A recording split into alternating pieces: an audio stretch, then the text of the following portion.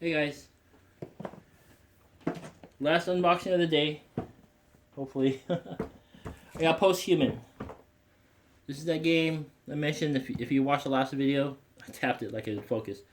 Um, if you watched the last video, I mentioned the game I want to back, um, but backed out at the last minute. It was Posthuman.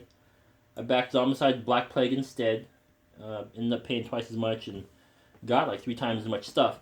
But um, this was going to be the game because at the time I had just finished backing, not finished, but I just received my copy of was it Wasteland 2, which I backed to like 2 years prior.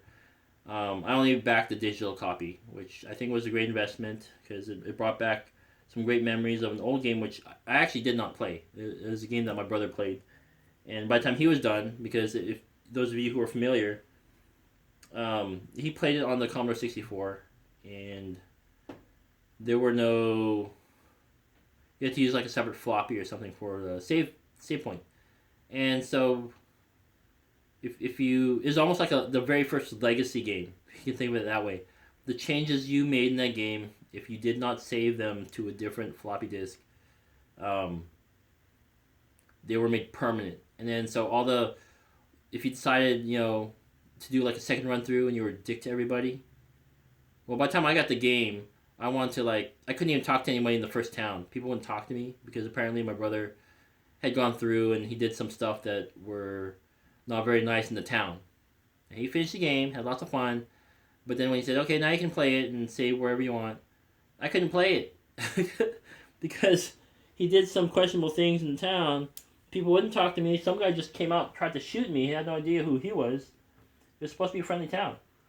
So anyway, so I backed Wasteland. Still had that whole, and I think there were still rumors of Wasteland 3, not Wasteland, Fallout. So I backed Wasteland 2. That came out. I ended up not. I gave it to my brother. I ended up not playing it at all. I didn't have time. Um, he had time at the time. Um, but yeah, so Fallout 3 was in the works. So it come out, I think. I have to check the timeline. Um, and so I was looking for other games. I have a bunch of had a bunch of zombie games, deck builders. I had 2 board games. I had The Apocalypse, which my friend and I backed together, and I still like the game. I don't like the game board so much. It is ugly, as some people say, but I think the gameplay battle can be long and overdrawn, which is why I switched to Zombicide. People tend to like that a little more. It's more arcadey, less depressing. So if anything, the Apocalypse had a feel of realism that left you really depressed.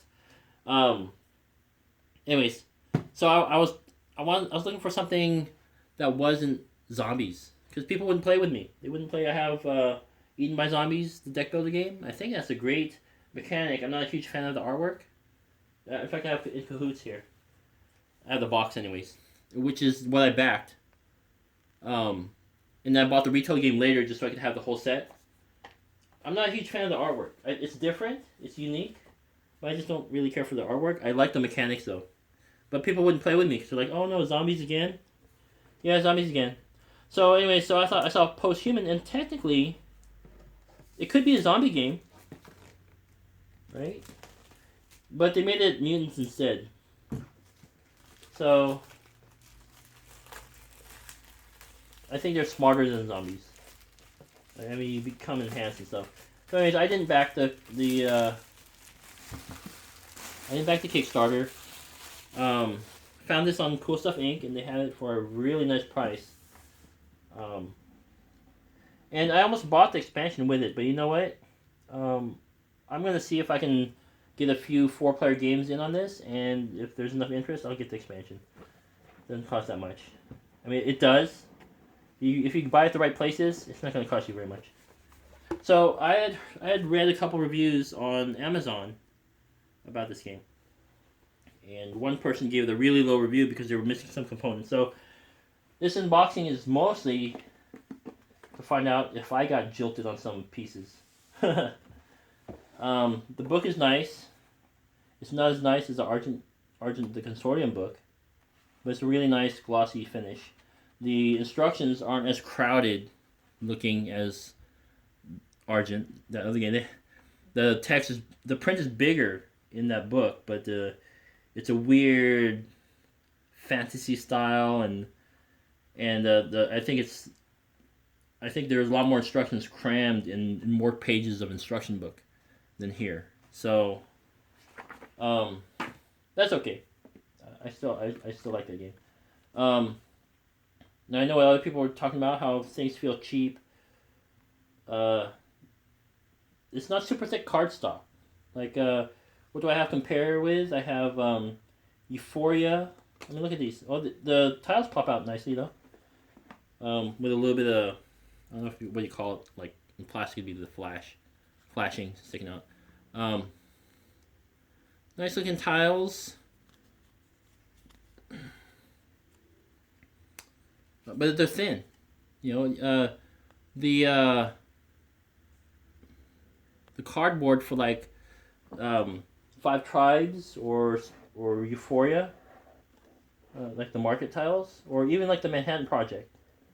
Now that doesn't really have tiles, but if you think about like the worker chits, super thick, thickest cardboard I've ever seen in a game. But these are like really. I mean, if I really wanted to, I could fold them, right? I won't, but I could. The Euphoria markets, I couldn't. I would probably break before they could fold. I know. So we got 2, 3, 4, 5, 6 tile sets. You got 2 sets of player boards. Oh, those. Oh, okay. So for 4 people. These are the player mats, and I'll be punching out the holes and stuff for those. They do feel pretty cheap too, but they're still thick cardstock. So I mean, it's not like some people made them out to be like paper thin, and they're not. The game board is small, and this is kind of thin cardboard too, but sturdy. Right, it's about the same size as the. Actually, I think it's exactly the same size as the influence tracker on Argent the Consortium. Of course, there's more artwork here. Looks good. I was led to believe that there wouldn't be any spaces marked out for other cards, but there, I mean, the retail version as opposed to the Kickstarter, but it looks like the retail version got the same treatment. Oh, this, I just ordered some mini card sleeves, and while I guess it's okay, it's for compactness, they're fine. But man, I really hate buying those sleeves. It costs so much more than the penny sleeves. If they're regular size cards, then I have like tons of these. You know, these are standard, like go on Magic the Gathering cards. I have tons of them. I buy them in bulk on eBay. And now I'm gonna have to buy a bunch more little ones. Well, I'm gonna give this like 2 or 3 gameplays before I go there.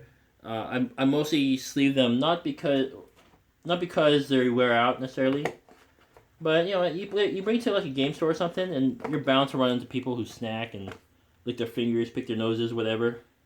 So here's some standard cards, character cards. But I mean, that's not even the pack of sleeves. So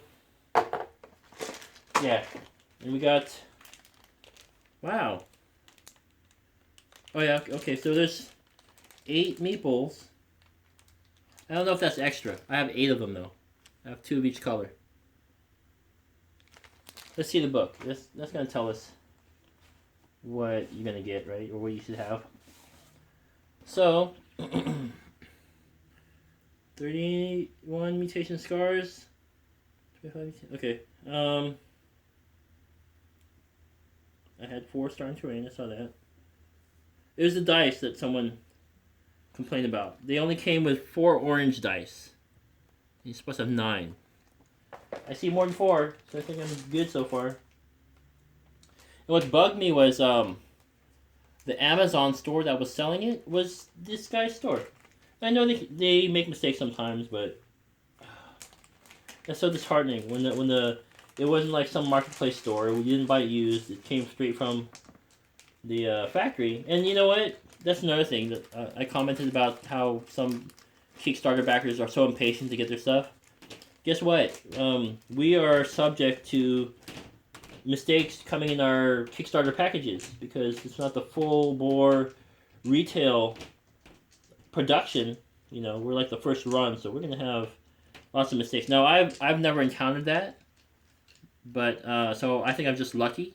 But well, okay, I'm not 100% lucky because during the Zombicide Black Plague rush to get the core game, I was one of the people that got the French instructions. So while that's not like a total game breaker because they provided PDFs of the English instructions, it just would be nice to have a complete set because it's such a pain in the butt to have to sift or to scroll through a PDF on my phone, or even if I had a tablet handy on me, it would just, I couldn't really necessarily bookmark anything like on the fly. I mean, I guess it could have, but yeah, it would have been much easier if I had an actual book.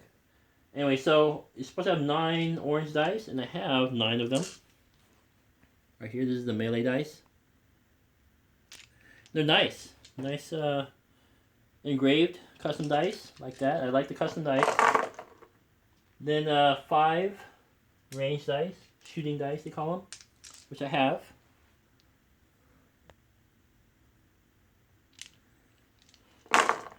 And 2 defense dice, these green suckers.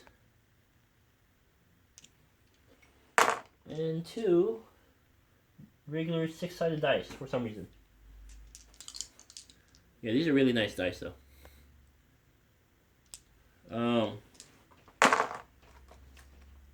Probably the worst dice I've ever handled were the Quantum dice. If you ever played Quantum, they had a weird feel to them. Like they had some residue, and maybe they did. Maybe I should have watched the dice.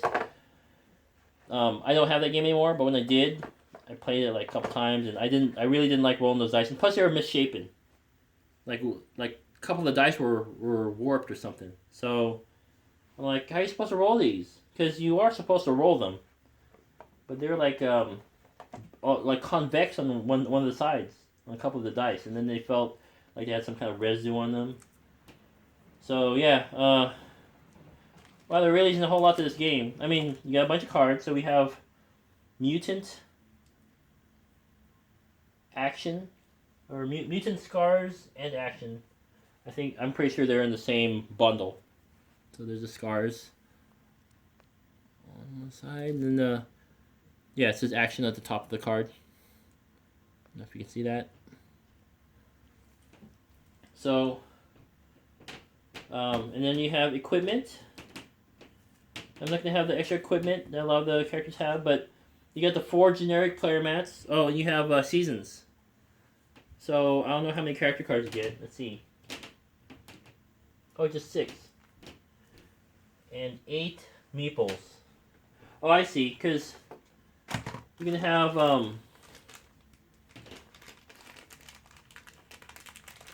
see these gray ones, because I'm able to grab them. So you can have 1 meeple on the adventure track, right? And it's just an abstract, I mean, it's graphical, but it's semi-abstract representation of your position in your journey to try and get to 3.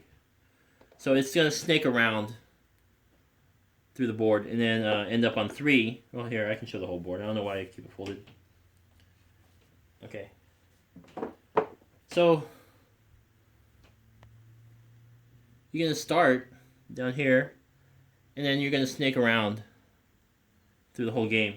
So you'll have 1 there going all the way around to show where you are in your journey, and then you'll have these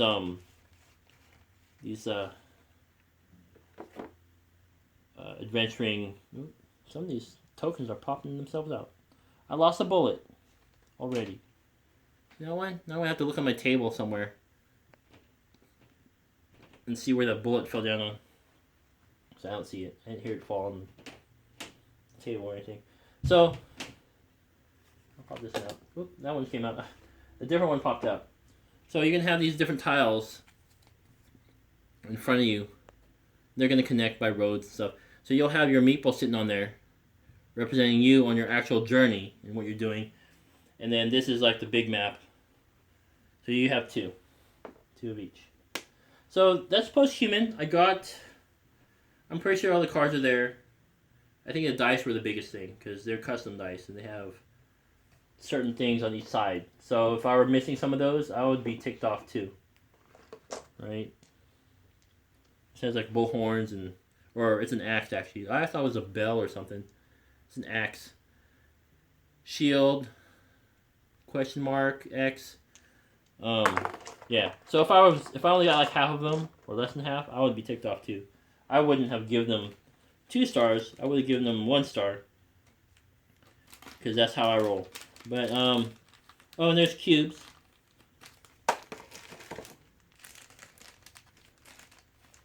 These cubes fill up in your player mat. I'll pull this out. One popped out, so already. So your cubes, different cubes are representative of how much food you have, your morale and hit points, health, different skill levels that you've got, hints. Your cards are placed around it, and then this is your backpack space right here. So, yeah, the production quality, overall production quality, I would say is really, really premium. They're full color player cards, playmats. The tiles, the meeples, custom meeples, cubes, dice, everything is really, really nice quality. I'm really pleased, and I got a really good price for it. So, again, this is probably going to be another game I'm going to do a gameplay run through of. If you want to watch a really good run through, Doug Herring does one, and I watched his gameplay run through entirely. A little mixed up, but I got the gist of it. And it's just, I think it's going to be really great. It has a solo player variant, which I have not seen, but I'll definitely try out. And I'll let you guys know what I think. If it's really... I mean, when I do a gameplay, I probably won't do an entire gameplay run through. I'll probably do just a few rounds just so people can get an idea of how it works. So it's just going to repeat over and over again. Yeah, I think this is a great addition to my collection. They're not zombies, they're mutants. And even if you turn into a mutant, there's a point where you can choose to be one, or even further point, if you delay it, that you will turn into one no matter what. And some people might not like it. I think this is one of the things that convinced me to go Zombicide instead, was when you're a mutant, you just spend the rest of the game causing havoc for the remaining players. But, or if you're playing solo, you just lose when you become a mutant. But it still keeps the people active and engaged, and I think, I mean, the urgency to finish the game becomes more apparent, right? Because now it's still a competitive game, but now the other person is just hell-bent on screwing you over. So, I don't know. You can also just play it when one person succumbs to the mutant infestation, and the game is over. I guess you could just play it like that. So, now it's shortened the gameplay, I guess. So it'd be like a semi-co-op. You don't want, but then again, it still would be a co-op, or not a co-op. Still would be competitive because there's really nothing you can do to keep the other people from getting scarred, right? You can't share resources. But yeah, it's your game. You can end it how you like. But yeah, I think this is going to be a great addition. I can't wait to start punching things out. So thanks for watching my video. Come back for I haven't been doing a lot of recipes lately. My channel is called Gamers and Grub for a reason, because I sometimes experiment in the kitchen, and a lot of times those things turn out just edible for me. But there are a lot of other things I make that turn out okay. So I now want to share those things with you guys. So Posthuman Check my other videos for my most recent acquisitions were Tonto Core and Argent the Consortium and Posthuman. Thanks for watching.